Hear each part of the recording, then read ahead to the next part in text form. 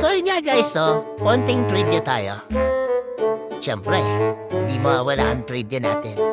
Alam nyo ba na ang isang ganyang windmill, yung isang ganyang kalaking windmill, kaya mag-provide ng kuryente sa halos, sabi nila, nasa 66,000 din.